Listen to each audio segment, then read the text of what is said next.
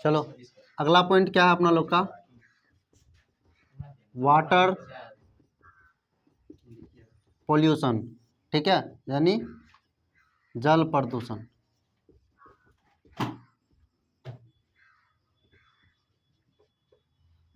जल प्रदूषण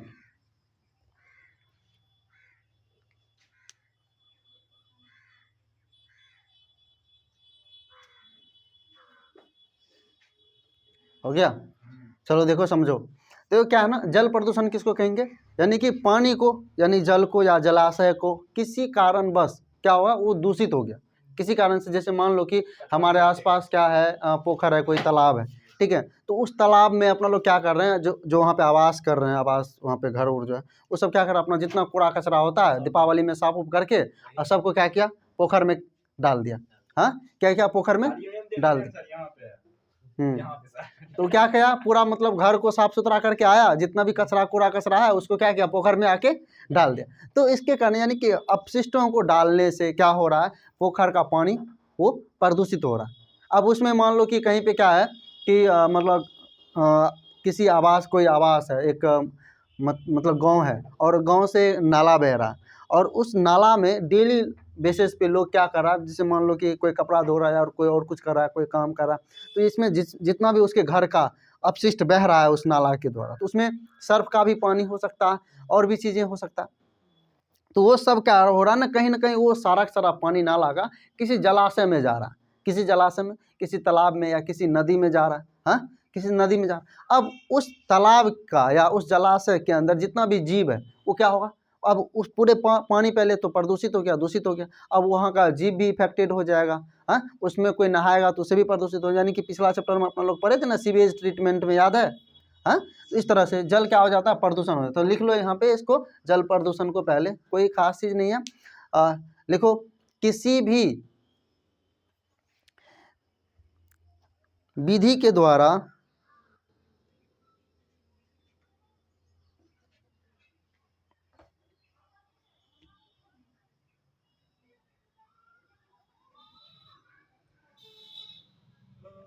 किसी भी विधि के द्वारा जल को दूषित हो जाने की क्रिया को,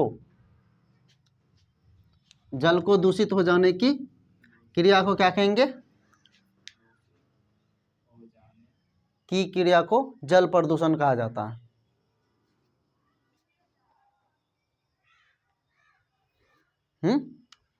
किसी भी कारणवश क्या हो गया, जल को दूषित हो जाने की क्रिया को क्या कहेंगे, जल प्रदूषण कहेंगे। ठीक है, अगला पॉइंट लिख लो, causes, causes of water pollution.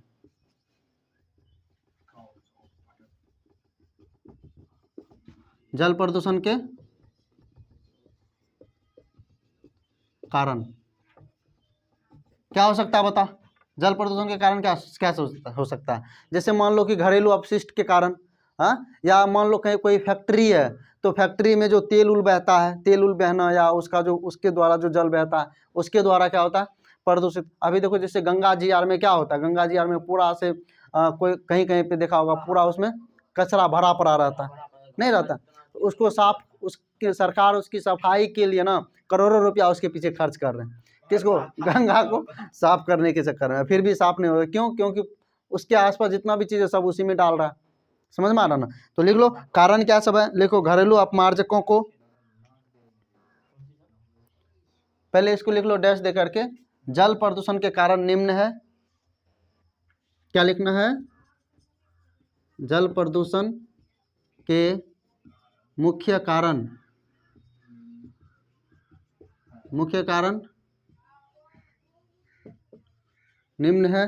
Number 1 क्या लिखना, घरेलू अपशिष्टों को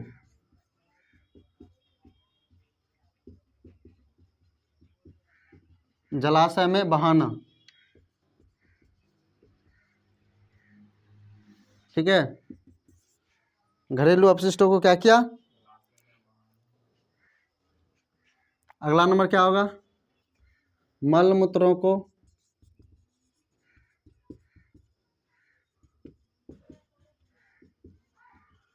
जलाशय में त्याग करना।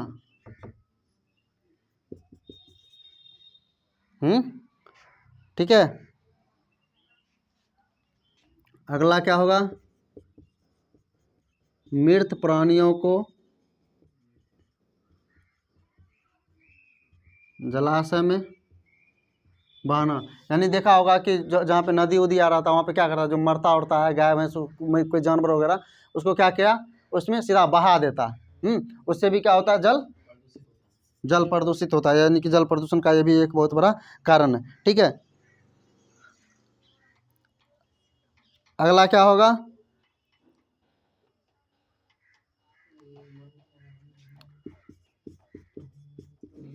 विभिन्न प्रकार के प्रयोगों को जलाशय में करना। जलाशय में करना आदि कर दो। ये सब कारण क्या है, हाँ, जल का प्रदूषण होता है। ठीक है। जल प्रदूषण का मुख्य कारण ये सब है। यानी कि और कहीं पे कल कारखाना है, यानी कारखाना सब है, उसके द्वारा बहुत सारी तेल वगैरह सब बहता है, उससे भी क्या होता है, जल का प्रदूषण होता है। अब जल प्रदूषण का इफेक्ट, यानी कि इसका प्रभाव क्या सब,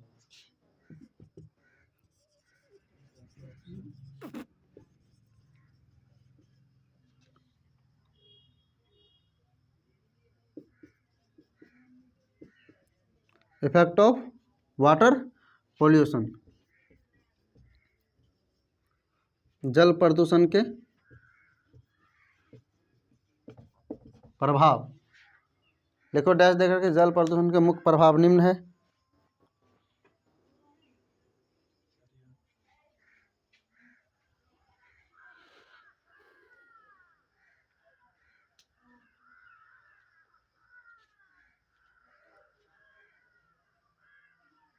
जल प्रदूषण के मुख्य प्रभाव निम्न है।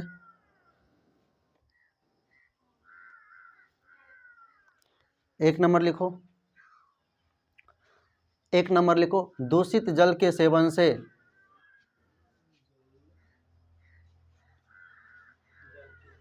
एक नंबर में क्या लिखना है, दूषित जल के सेवन से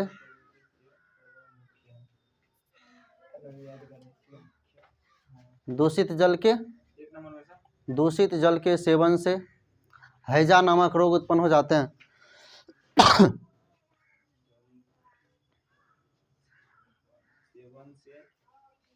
हैजा नामक रोग उत्पन्न हो जाते हैं। बोलो,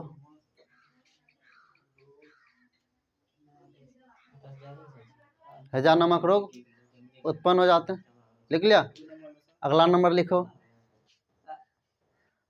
लिखो, प्रदूषित जल में नहाने से वाटर वर्म डिजीज,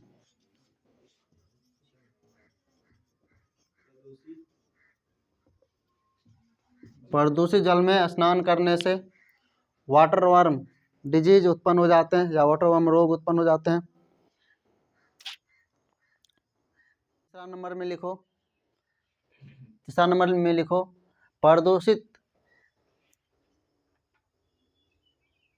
जल के कारण जलाशय के जीव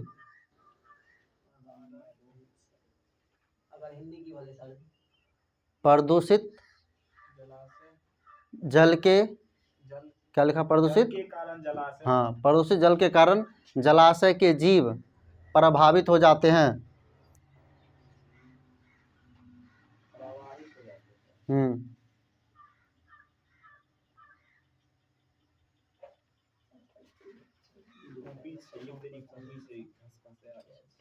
लिख लिया, प्रभावित हो जाता है। अगला नंबर लिखना, दूषित जल के सिंचाई से, अगला नंबर क्या लिखना, दूषित जल के सिंचाई से, दूषित जल के सिंचाई से फसल पौधे प्रभावित हो जाते हैं। फसल पौधे प्रभावित हो जाते हैं, आदि कर दो।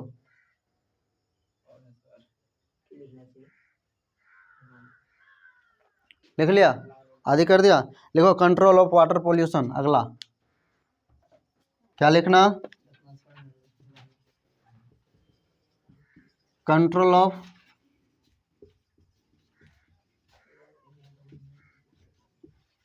वाटर पोल्यूशन, जल प्रदूषण के नियंत्रण,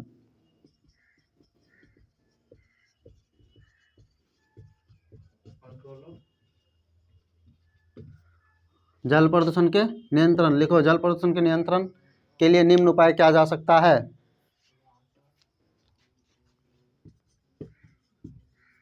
जल प्रदूषण के नियंत्रण के लिए निम्न उपाय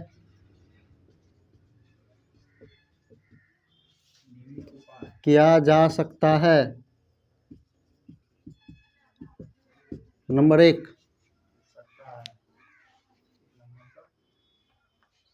एक नंबर में लिखो घरेलू अपशिष्टों को जलाशय में नहीं गिराना चाहिए। एक नंबर लिखो घरेलू अपशिष्टों को, एक नंबर में लिखो घरेलू अपशिष्टों को जलाशय में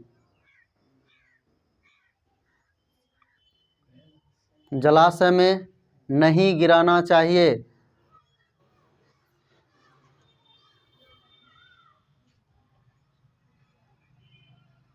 लिख लिया। दूसरा नंबर लिखना मल मूत्रों को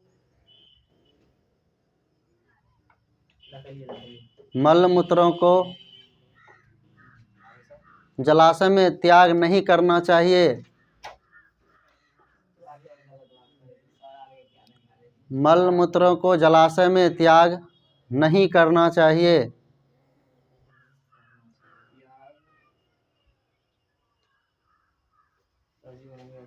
लिख लिया। अगला नंबर लिखना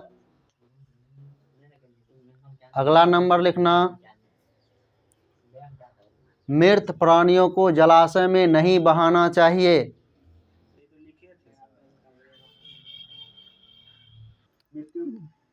मृत प्राणियों को जलाशय में नहीं बहाना चाहिए। अगला लिखो गंदे कपड़े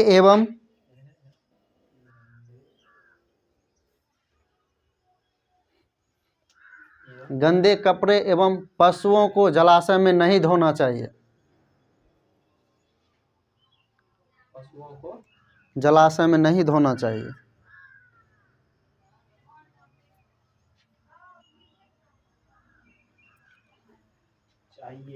लिख लिया। अगला नंबर लिख लो रासायनिक परीक्षण जलाशय में नहीं करना चाहिए। हाँ, रासायनिक परीक्षण जलाशय में नहीं करना चाहिए। आदि कर दो। अपना लोग का वाटर पोल्यूशन हो गया खत्म, ठीक है। अब कौन सा होगा, सोल पोल्यूशन, ठीक है।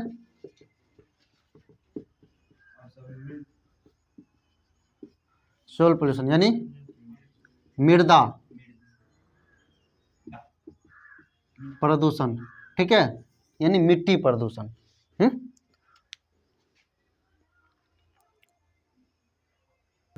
क्या है, सोल पोल्यूशन, ठीक है।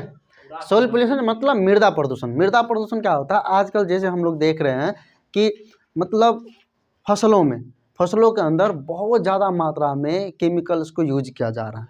हाँ, खाद्य पदार्थों को यानी खाद जो है, रासायनिक खाद जो होता है, इसका बहुत ज़्यादा मात्रा में क्या किया जा रहा है, उपयोग किया जा रहा है। यानी कि यूरिया, DAP, पोटास, उसमें कई प्रकार के कीटनाशकों का, हाँ, यानी कि बहुत सारी चीज़ों का स्प्रे, ये सब डाला जा रहा है किसके अंदर, फसलों के अंदर।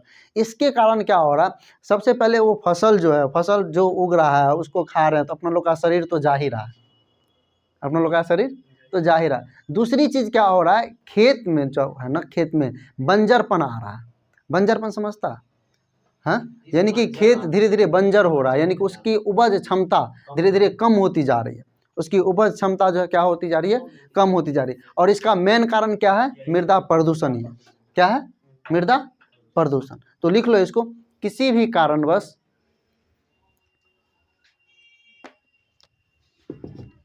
किसी भी कारणवश मृदा को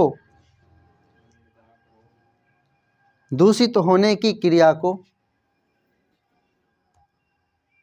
मृदा को दूषित होने की क्रिया को क्या कहेंगे? मृदा प्रदूषण कहते हैं। क्रिया को मृदा प्रदूषण कहते हैं।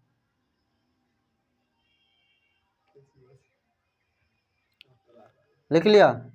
किसी कारणवश मृदा को प्रदूषित होने की क्रिया को क्या कहते हैं? मृदा प्रदूषण कहते हैं। ठीक है, अब क्या लिखेंगे? Cause of soil pollution. लिख लिया? यानी मृदा प्रदूषण के कारण। लिखो लिखो, मृदा प्रदूषण के मुख्य कारण निम्न है।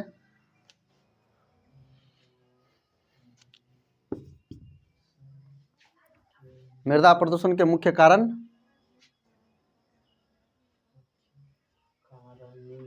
निम्न है। एक नंबर,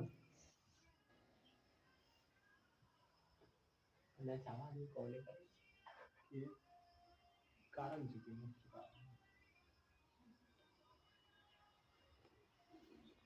लिखो रासायनिक उर्वरकों। एक नंबर में क्या लिखना? रासायनिक उर्वरकों। हाँ,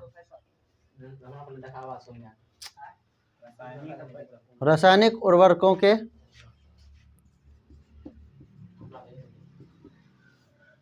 लगातार अत्यधिक उपयोग से,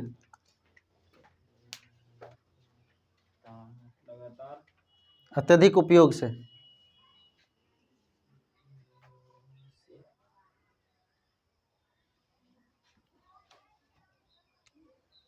लिख लिया? दूसरा नंबर लिखना रासायनिक पीड़कनाशी एवं खरपतवारनाशी के उपयोग से। हाँ, दूसरे तो बोल रहे हैं। लगातार रासायनिक पीड़कनाशी एवं खरपतवारनाशी के उपयोग से, पीड़कनाशी एवं खरपतवारनाशी के उपयोग से, खरपतवारनाशी के उपयोग से। लिख लिया? और अगला नंबर लिखना। उपयोग से हो गया। अगला नंबर लिखना,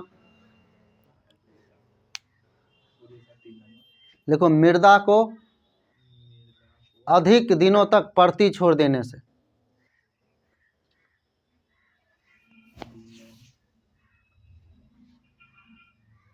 अधिक दिनों तक परती छोड़ देने से,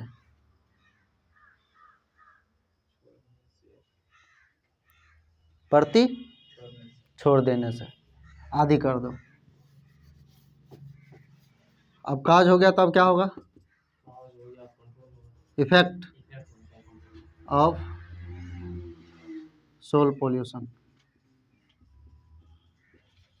हाँ, यानी मृदा प्रदूषण के का प्रभाव,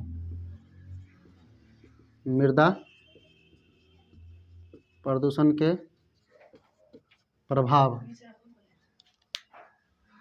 मृदा प्रदूषण के प्रभाव। लिखो मृदा प्रदूषण के प्रभाव निम्न है। एक नंबर,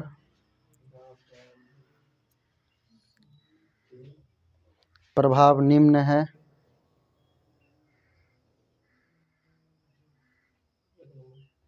एक नंबर लिखो।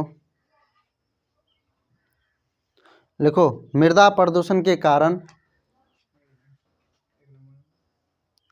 मृदा प्रदूषण के कारण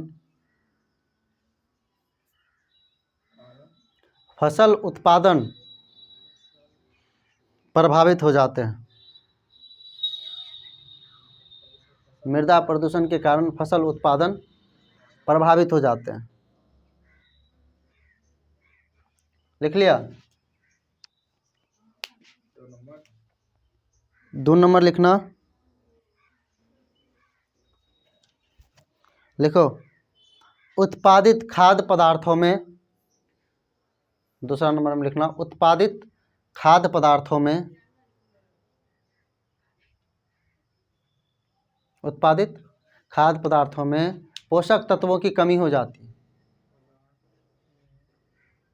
पोषक तत्वों की कमी हो जाती है।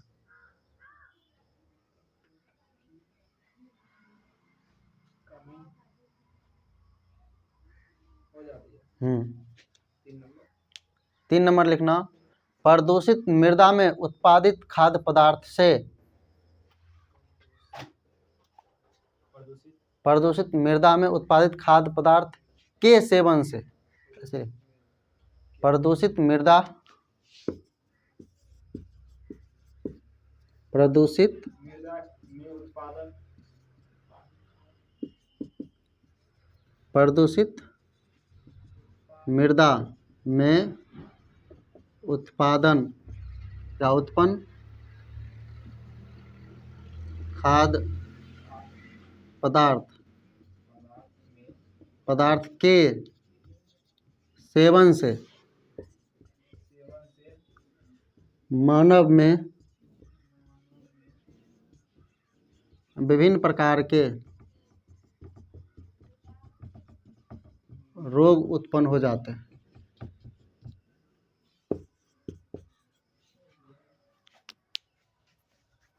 विभिन्न प्रकार के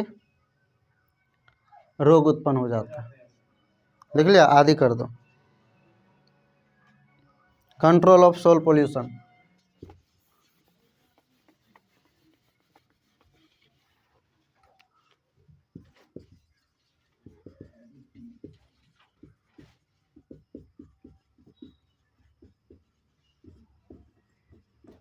मृदा प्रदूषण के नियंत्रण। देखो मृदा प्रदूषण के नियंत्रण के लिए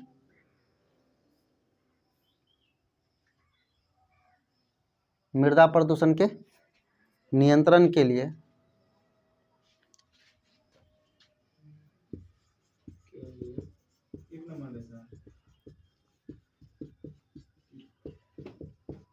नियंत्रण के लिए निम्न उपाय किया जा सकता है। 1 नंबर,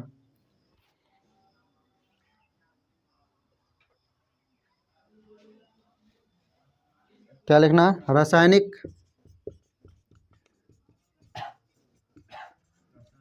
उर्वरकों का उपयोग कम करना चाहिए।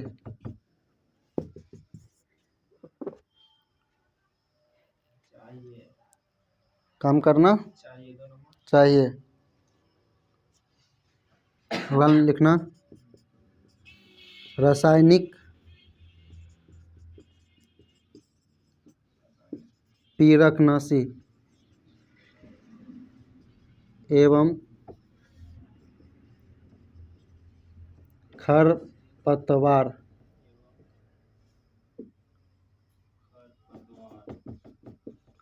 नाशी का उपयोग कम करना चाहिए।